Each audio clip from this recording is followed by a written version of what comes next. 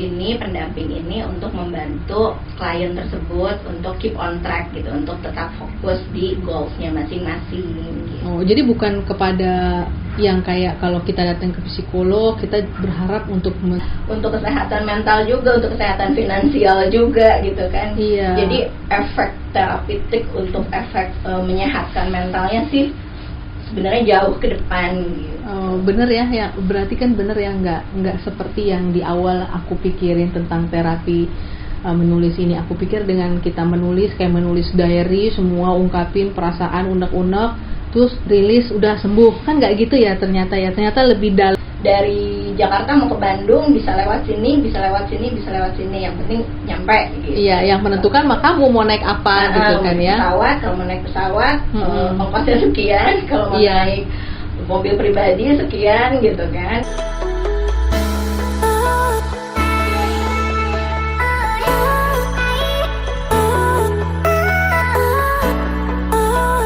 Assalamualaikum warahmatullahi wabarakatuh. Apa kabar Sobat Cerita? Masih di podcast Coba Cerita, dengerin yuk bersama aku Lia Lubis yang akan mendampingi sesi ngobrol bareng dengan narasumber, yakni Mbak Eka Gobel. Nah, mungkin belum banyak yang tahu siapa sih Mbak Eka ini. Dia adalah praktisi writing terapi. Intinya hari ini tentu kita nggak jauh-jauh bahas dari hal terapi menulis, betul ya Mbak ya? Betul. Oke, kita sapa dulu mungkin. Apa kabar Mbak Eka? Baik, alhamdulillah. Alhamdulillah ya, hari ini dengan adanya Kiara. Hai Kiara. Happy loh Kiara tuh, seneng dia. Nah, hari ini kita bakal ngobrolin seputar menulis ekspresif yang memiliki efek terapeutik bagi kesehatan mental. Sebelumnya aku ngucapin terima kasih dulu buat Mbak Eka udah bisa hadir dan menyempatkan diri untuk ngobrol bareng aku dan Sobat Cerita. Mudah-mudahan pertanyaan-pertanyaan dan dari ketidakpahaman aku tentang apa sih yang dimaksud dengan terapi menulis itu Mbak gitu. Terapi menulis ini adalah istilah untuk journaling secara khusus. Betul. Jadi, bedanya dengan journaling bebas adalah kalau terapi menulis ini didampingi oleh seorang pendamping atau terapis gitu. Bedanya hanya itu. Tapi dan dalam prosesnya juga ada tahapan-tahapannya. Nah, yang membutuhkan terapi menulis selama ini gitu yang datang ke Mbak tuh siapa ya Mbak? Maksudnya apakah orang dengan gangguan mental atau mungkin bisa siapa aja gitu? Itu gimana? Gini, pada dasarnya kan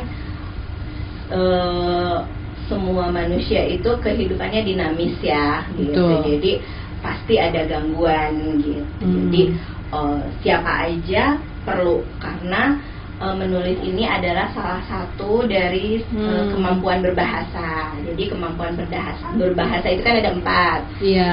Membaca, menulis, berbicara, dan mendengar. Nah, betul. menulis ini adalah salah satu. Jadi kita mengoptimalkan kemampuan kita dalam menulis supaya adanya keseimbangan, adanya sinkronisasi antara pikiran, perkataan, dan perbuatan.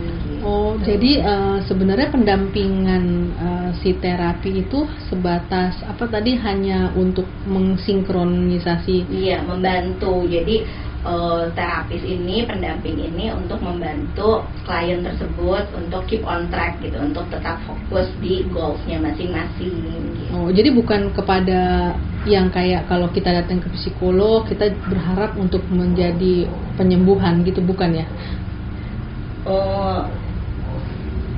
Kurang lebih sama, tapi kalau untuk terapi menulis ini biasanya adalah orang yang sebelum ke psikolog, aku mau coba dulu writing for therapist, atau setelah dari psikolog karena dapat rujukan dari psikolog, biasanya seperti itu. Oke.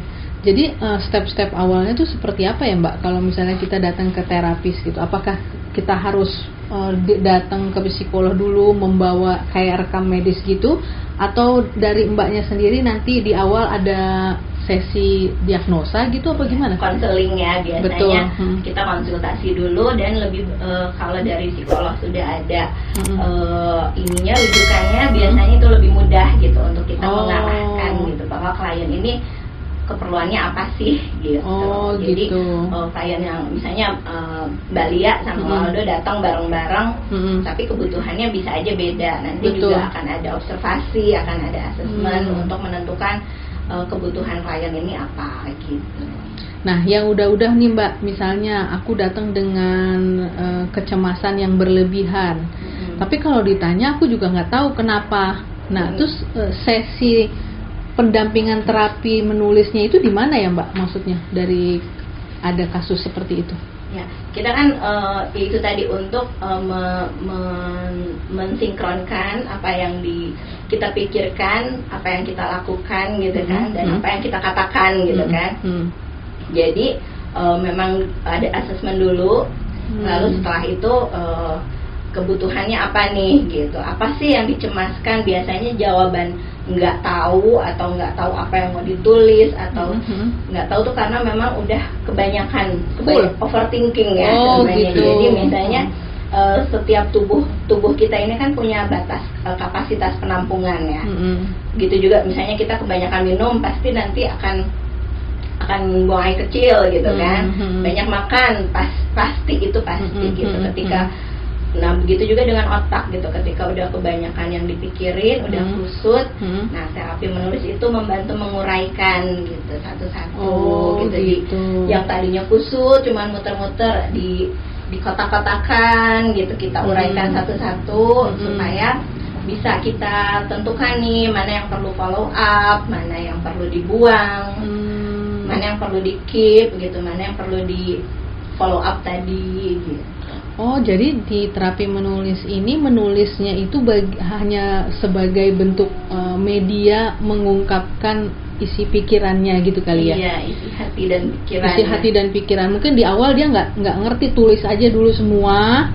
Nanti dengan pendampingan Mbak Eka kayak di kotak-kotakin ya. Oh, ini ternyata masalahnya ini. Oh, ini ternyata dia tuh begini gitu kali ya? Iya, jadi kan dengan ditulis jadi kelihatan mana yang paling banyak muncul gitu kan. Misalnya ada yang klien yang bermasalah dengan gangguan tidur misalnya, ada yang dengan nourishment, dengan gizinya, ternyata makanannya tuh dietnya tuh nggak bener gitu. Ternyata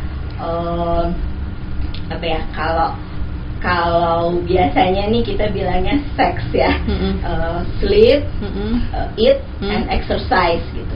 Biasanya sih pada dasarnya itu kebutuhan yang kurang.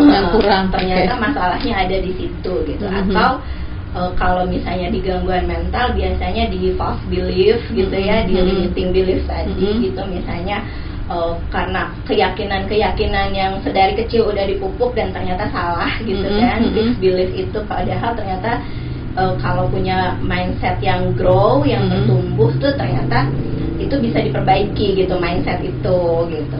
Atau di rasa malu yang berlebihan, misalnya dari kecil punya rasa malu gitu kan. Atau dirasa bersalah dan dirasa marah. Biasanya masalahnya ada di situ-situ aja sih. Tapi yang mana dulu nih yang mau kita selesaikan tergantung masing-masing orang. Oke. Jadi intinya si terapis ini sifatnya bukan dia ya yang istilahnya memberikan solusi ya, tapi intinya dikembalikan lagi ke aku ya, si pasien ya. Iya, ke kliennya. Ya, maksudnya artinya gini, artinya kalau kamu ternyata saya lihat begini, lalu solusinya gimana? Dia juga yang menentukan atau kita yang mengarahkan atau gimana? Kita hanya mengulang-ulang apa yang dia pikirkan. Misalnya gini, Mbak Lia, misalnya aku nih ternyata masalahku ada di Mbak Lia, ternyata masalahnya ada di gizi gitu kan. Terus Mbak Lia nanya, terus gimana ya Mbak Eka? Oke, gimana nih menurut Mbak Lia? Jadi Mbak Lia enaknya nanti beli makanannya di mana? Mengolah itu ditulis? Sendiri. Iya. Oh, jadi semua hasil percakapan itu kita komunikasikan baru ditulis? Iya, karena kalau nggak ditulis nanti lupa. Oh, jadi intinya itu ya? Nggak diikat dengan tulisan gitu. Betul. Jadi nanti dengan ditulis, mungkin aku baca-baca lagi, akhirnya aku bisa tahu sendiri ya apa kekurangan aku, apa kelebihan aku, apa yang belum aku lakukan, lebih kepada begitu ya? Iya, jadi lebih fokus dan ada solusi, jadi kita maju terus gitu. Setelah ini apa, jadi nyampe ke goalsnya gitu. Jadi tujuan kita apa tuh bisa tercapai gitu, sedikit demi sedikit. Dan terapi menulis ini nggak perlu yang seharian gitu menulis, enggak kan, hanya perlu sekitar 10 menit sampai setengah jam lah, nggak lama-lama juga. Itu sesederhana kita menulis list belanjaan gitu. Oh gitu. Jadi kan kita menulis list belanjaan juga biar fokus kan, biar jadi nggak beli yang nggak penting gitu kan, biar kita fokus beli yang penting-penting aja. Betul. Nih gitu. Jadi itu juga untuk kesehatan mental juga, untuk kesehatan finansial juga gitu kan. Iya. Jadi efek terapeutik untuk efek menyehatkan mentalnya sih sebenarnya jauh ke depan gitu. Oh, bener ya, berarti kan bener ya, nggak seperti yang di awal aku pikirin tentang terapi menulis ini. Aku pikir dengan kita menulis kayak menulis diary, semua ungkapin perasaan, unek-unek, terus rilis udah sembuh, kan nggak gitu ya ternyata lebih dalam ya. Ya, lebih dalam, lebih terstruktur. Gitu.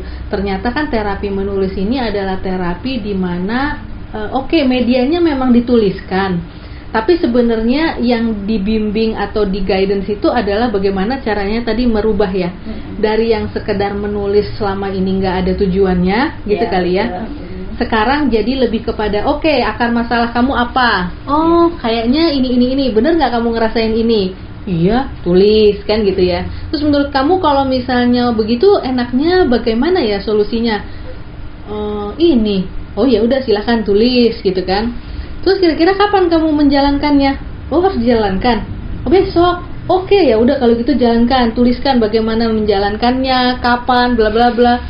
Jadi benar-benar semuanya itu poinnya tuh ada di diri aku ya sebagai pasien, benar nggak sih? Jadi hanya membantu untuk mengembangkan potensi yang udah Mbak Lia punya gitu. Jadi kan sebenarnya kedisiplinan gitu kan, terus responsibility itu kan semua orang punya potensi-potensi itu kan, punya minat dan bakat gitu. Kenapa Mbak Lia bisa datang ke aku? Karena Mbak Lia punya keinginan untuk hidup lebih baik gitu kan, punya positivity, punya kedisiplinan, punya rasa tanggung jawab, itu kan semua orang punya sebenarnya. Nah, menulis ini adalah salah satu bentuk cara untuk men-trigger, menghidupkan kembali, mengaktifasi kembali itu potensi-potensi yang sebenarnya kita udah punya dari dulu. Cuman nggak dipakai aja gitu kali ya. Cuman kelamaan tidur gitu, betul. Kelamaan dipikirin gitu, jadi nggak dituliskan, nggak dikatakan, nggak dijalankan gitu. Jadi supaya kita makin tumbuh sesuai dengan potensi yang kita punya. Jadi keren ya, maksudnya gini loh. Artinya kan selama ini gue mindset datang ke psikolog atau ke terapis apapun problemnya, udah mindsetnya yang nih gue serahin, pokoknya lu yang mikir, gue tahu sembuh kan gitu ya. Tapi ternyata di terapi menulis ini Mbak Eka nggak kayak gitu ya. Justru saya yang mengembalikan ke diri Mbak Lia gitu. Bagaimana caranya Mbak Lia kenal diri Mbak Lia, kan gitu kan ya. Terus semua potensi yang udah ada dipakai kan gitu kan, diaktifkan kembali, kalau kata komputer mah dihidupin lah gitu ya, di semua di recharge ulang gitu. Nanti ke depannya ya mungkin aku nggak bakal butuh Mbak Eka lagi dong ya, nggak datang ke Mbak Eka lagi dong jatuhnya. Karena gitu. Tujuannya itu. Tujuannya itu ya. Aku juga sibuknya kalau ketemu. Malas juga ya kalau ketemu terus, berarti gue nggak berhasil dong selama ini berbusa-busa ya. Itu lama nggak sih Mbak prosesnya sampai seseorang sampai akhirnya dia menjadi habit gitu loh, menjadi kayak Lia yang baru tuh sekarang cara berpikirnya beda loh sama Lia yang dulu misal gitu. Itu sampai kayak gitu. Tergantung masing-masing orang ya, karena kan tapi semuanya sudah punya potensi itu, tinggal kapan nih mau diaktifasi gitu. Tapi dengan Mbak Lia datang ke aku aja itu udah salah satu proses aktivasi kan, udah ada kemauan, udah ada yang on nih, udah ada aktivasi kan. Apanya kah? Kemauan, rasa tanggung jawab terhadap diri sendiri, atau karena kasihan keluarga, atau aduh aku ntar tuanya nggak mau kayak gini, nanti nyusahin orang misalnya gitu kan. Oke deh, aku pengen sembuh, aku pengen apa, kayak kita ke dokter aja gitu kan. Dokter cuma ngasih tulisan, ngasih resep gitu kan. Kita mau nebus nggak obatnya ke apotek nih, tergantung kita. Nah, terus setelah minum obatnya, setelah sembuh, pola hidupnya berubah nggak nih? Mau jajan jorok lagi, mau makan jorok lagi, atau terus balik lagi ke dokter atau gimana gitu. Sama aja sih kayak gitu. Cuman dengan menulis ini potensi yang udah kita punya yang selama ini tidur gitu kan, kita aktifasi lagi gitu dengan cara yaitu disinkronkan gitu. Terus pikiran-pikiran yang overthinking itu, yang misalnya yang karena kebanyakan pikiran sampai nggak tahu mau mikir apa, nah itu kan diuraikan tuh satu-satu, jadi mulai bisa dipisahin mana yang perlu dipikirin, mana yang nggak perlu. Jadi dia sendiri yang menentukan ya, yang ini prioritas nih, yang ini enggak gitu ya. Jadi hidup kita lebih fokus ke tujuan gitu loh. Kita kan berarti si terapis ini kayak ibaratnya cuma ngebantu ngeliatin aja gitu ya. Kasih tahu gitu. Kamu kalau dari Jakarta mau ke Bandung bisa lewat sini, bisa lewat sini, bisa lewat sini. Yang penting nyampe gitu. Iya, yang menentukan mah kamu mau naik apa gitu kan ya. Pesawat, kalau mau naik pesawat, ongkosnya sekian. Kalau mau naik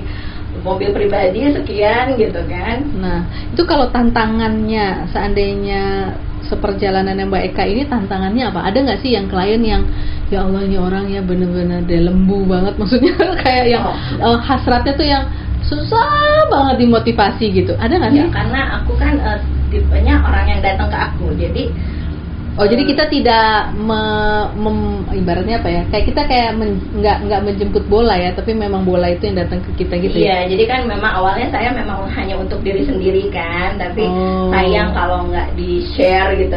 Betul. Manfaatnya tuh nggak di-share ke orang-orang gitu. Jadi yang orang-orang yang udah datang ke aku itu pasti udah ada yang on gitu ininya, keinginannya untuk hidup sehat, biasanya untuk memperbaiki diri, untuk memperbaiki penampilan, untuk memperbaiki mindset, itu pasti udah on gitu. That's why dia bisa melangkah ke tempatku gitu ya, bisa bertanya akhirnya gitu. Cuman tantangannya yaitu tiap orang kan punya background yang berbeda ya gitu. Jadi ada yang cepet, ada yang lama gitu, ada juga yang banyak faktor eksternal. Misalnya dari internalnya dia udah oke nih mau berubah gitu, tapi eksternalnya misalnya pihak keluarga, pasangan atau anak, lingkungan kerjanya tidak mendukung. Nah itu dengan menulis kita bisa tahu nih gitu, apakah circle kita yang bermasalah atau kita perlu cari circle yang baru yang lebih sehat gitu, atau seperti apa gitu. Nah nanti dengan menulis ini nanti ketahuan, tapi biasanya sih di situ-situ aja gitu ininya permasalahannya. Cuman yang mana duluan yang harus diselesaikan tiap klien berbeda-beda. Nah itu kalau misalnya ada hubungan dengan circle luar, artinya kan ya seringkali hambatan tuh justru pada saat berhubungan dengan orang lain gitu. Saat kita benar-benar pengen berubah, tapi ternyata mungkin pasangan kita enggak, lo aja, gue mah enggak. Nah kalau kayak gitu sifat kita kan tadi balik lagi hanya mendampingi, solusi di kita. Nah tapi kita sering mentok di situ Mbak, terus gimana? Tapi gini, ini kan journey ya, perjalanan. Jadi biasanya yang kita selesaikan adalah masalah kita dulu. Jadi ketika masalah pribadi kita udah internal, kita udah selesai, kita jadi lebih mudah untuk mengatur, menjadi change maker, menjadi agen perubahan. Misalnya nih Mbak Lia, aduh aku nih di rumah ini misalnya kok gini-gini aja, yuk kita bersihin rumah. Tapi kan kalau Mbak Lia sendiri masih punya masalah, boro-boro mau bersih ya. Iya, saya jarang mandi ya. Gitu, sendirinya aja gitu. Jarang mandi nyuruh orang aja. Gitu. Tapi kan. ketika Mbak Lia udah ngerasa oke dengan diri Mbak Lia sendiri, biasanya udah yuk gitu. Dan lingkungan kita tuh biasanya kalau ngelihat kita powerful ya, kita energik gitu kan, mereka mau bantuin. Terprovokasi gitu ya. Jadi anak-anak atau suami yang biasanya males-malesan gitu, lihat istrinya rajin atau anak lihat mamanya rajin, mereka juga jadi semangat tuh, yang walaupun tadi mereka biasa-biasa aja gitu. Nah itu menjadi change maker itu juga ada journey-nya gitu. Tapi itu harus selesai dulu dengan masalah internal. Beresin dulu deh tuh ya diri lo dengan mandinya itu. Lalu mencari circle gitu, kembali kepada circle yang positif gitu. Nah kalau kita udah kuat nih, kita bisa pede ninggalin teman-teman yang toksik. Iya. Lalu ya kayak gitu. Jadi kalau kitanya belum pede, belum sehat gitu ya, belum fit, kita tuh bisa nggak pede, nggak akan bisa ninggalin lingkungan yang toksik itu. Saya teman-temannya nih kurang mendukung, nggak cukup power untuk bisa melakukan hal itu ya, karena masih didominasi oleh faktor-faktor eksternal gitu ya. Artinya ya tadi balik lagi ya, proses lama atau sebentarnya pendampingan itu tergantung seberapa kuat seseorang ingin berubah ya, balik lagi ya. Oke, itu kalau kayak gitu maksudnya gimana cara Mbak mendampingi dia? Harus selalu ada tatap muka kah, atau bisa by phone atau bagaimana? Iya bisa, kalau misalnya perlu tatap muka ya tatap muka, kan ada orang beda-beda ya, ada yang pengennya ketemu gitu, tapi dengan kemarin pandemi dan kita terbiasa online sih bisa-bisa aja. Oh, bisa artinya Mbak Eka itu sifatnya available lah ya. Iya. Segala kemungkinan bisa, asal jangan lewat jam malam. Iya, ada jamnya. Ada jamnya. Ada jamnya, ada tarifnya. Gitu. Mahal ya Mbak tarifnya ya? Kalau untuk satu session itu dihitungnya gimana? Satu pertemuan atau Mbak udah scheduling untuk Mbak Aya ini? Untuk satu pertemuan ada, untuk misalnya bundling gitu berapa pertemuan juga ada, tapi terjangkau sih. Dan terus kalau memang tadi di awal kata Mbak Eka, saya pakai ini sebenarnya awalnya hanya untuk kebutuhan sendiri. Terus gimana cara Mbak meng-announce ke orang-orang kalau ini keren loh, terapi menulis ini benar-benar keren loh? Aku ada pekerjaan yang aku geluti sekarang itu berhubungan dengan personal development. Jadi aku bikin kelas-kelas kecil untuk mendampingi wanita. Oke. Karena wanita itu kan dalam satu hari perlu 20.000 kata. Oh iya. Jadi kalau kenapa saya ngantuk ya? Iya. Jadi kalau misalnya dia nggak terpenuhi 20.000 kata, itu bisa diisi dengan kayak gini nih, kita podcast gitu ya, atau telepon teman, atau dengan menulis. Oh gitu. Sebentar ya, aku ambilin susunya ya sayang. Ngantuk ya. Oke. Iya. Ya Allah, Tante Lia nih semangat, adanya sampai ngantuk nggak kelihatan. Baiklah kalau begitu. Iya. Mungkin kita lanjutkan nanti di sesi yang kedua ya Mbak, ngobrolnya ya. Ada kesempatan lagi dong, boleh ya? Iya, aku ngundang Mbak Eka lagi ya. Iya boleh. Karena aku masih punya banyak pertanyaan, karena menurut aku terapi ini sangat-sangat menarik. Bener-bener ngebongkar persepsi tentang terapi menulis yang selama ini aku pahami. Karena aku jujur udah banyak ya ngundang terapi-terapi menulis, ya mereka hanya sebatas seperti ibaratnya gini, mengidentifikasi tulisan, atau sekedar untuk kita mulai bisa meluapkan perasaan dengan tulisan, tapi enggak yang seperti kayak Mbak Eka gini gitu loh, maksud aku. Karena di sesiku juga nanti ada meditasi, gitu, ada pernafasan. Oh gitu, luar biasa ya. Jadi paket komplit gitu ya Mbak ya. Iya.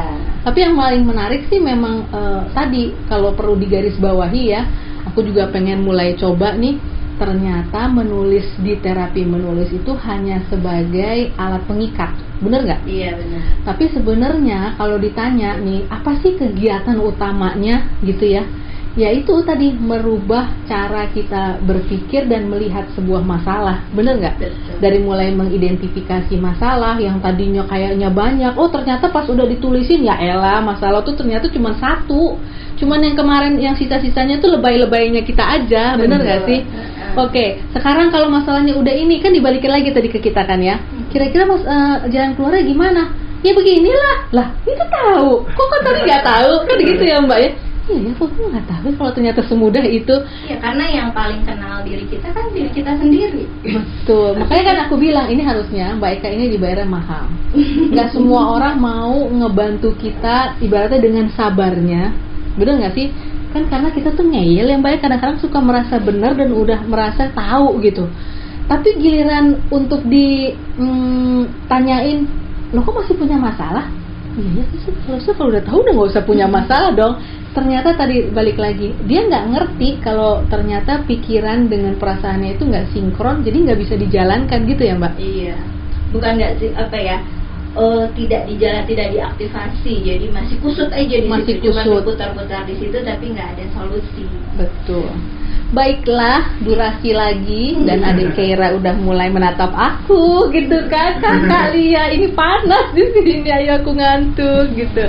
Nah, jangan lupa saksikan video-video coba cerita yang lain dengan scrolling aja di channel YouTube-nya Coba Cerita 177. Nanti kalau ada yang mau bertanya lebih lanjut tentang kapan Mbak Eka ngadain kelas atau bagaimana caranya kalau saya pengen ngobrol sama Mbak Eka langsung atau konsultasi, nanti kita akan tampilkan ya Do ya IG-nya Mbak Eka di link, sama boleh kok DM langsung ke channel YouTube kita ya, komentar atau apa, nanti kita pasti jawab. Pastikan Anda untuk subscribe video ini dan jangan lupa tombol like-nya ditekan. Dan video ini disponsori oleh tim Coach 17 yang merupakan personality consultant yang memberikan jasa tes personality dan psikologi. Bagi yang membutuhkan juga mungkin ada yang mau mengetahui minat dan bakat yang lebih dalam, nanti bisa DM langsung ke IG Coba Cerita 177. Ada di deskripsi. Betul. Sekali lagi ada satu quotes terakhir nih. Yuk kenali diri kita sebelum kita mengenal orang lain. Terima kasih buat Mbak Eka untuk waktunya, Keira juga. Mohon maaf ya Tante ya, ya Allah. Makasih banyak loh Keira mau nemenin Tante Lia dan Mas Waldo ngobrol-ngobrol sama mamanya. Oke, kita sapa dulu. Dah, sampai jumpa. Terima kasih.